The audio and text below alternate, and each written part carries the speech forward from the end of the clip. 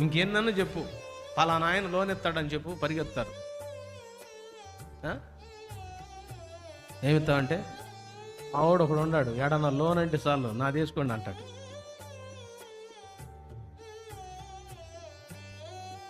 తీసుకోవద్దని నేను అంటల్లా, నేను కూడా తీసుకున్నా. లోన్లు కాదు కావాల్సింది, నీ లోను భూలోకంలో ఉన్న బ్యాంకుల్లో కంటే పరలోకపు బ్యాంకులో తీసుకో, అది కట్టే పని లేదు. పరలోకపు బ్యాంకులో నుంచి వచ్చిందనుకో నువ్వు కట్టే పని లేదు, ₹1 కూడా కట్టే పని లేదు.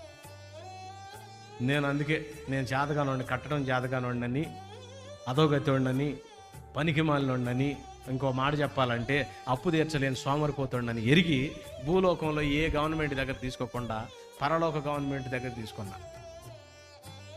2012 సంవత్సరంలో తీసుకున్నాను, ఇప్పుడు దాకా ₹1 కూడా కట్టలేదు. కట్టమని ఆయన అడగల, నేను కట్టలేదు. ఇప్పటికీ ప్రశాంతంగా జీవిస్తా ఉన్నాను.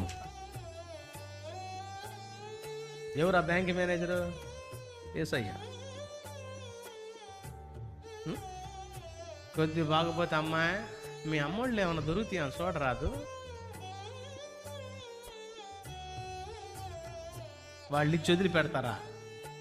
మొన్న 3 ఏళ్ళు, అంతకుముందు నెలలో 6 ఏళ్ళు, అంతకుముందు 2 ఏళ్ళు, నిన్నగాక మొన్న 1500, మళ్ళీ ఇప్పుడు డబ్బులు ఏంది అమ్మాయి అని ఇంత పొడుగు శాటభారతం చెబుతారు. చెబుతుంటేనే మళ్ళీ అయ్యగారికి ఫీలింగ్, అత్తగారు ఏందంట ఇచ్చి మాట్లాడుతున్నారు ఫీలింగ్. మరి అంతకాడికి ఎందుకు తెచ్చుకున్నా? తెచ్చుకోబాకు, ఆ రోషం ఏదో యేసయ్య దగ్గర ప్రదర్శించు. ఎంతమందికి అర్థమవుతుందో? స్తోత్రం.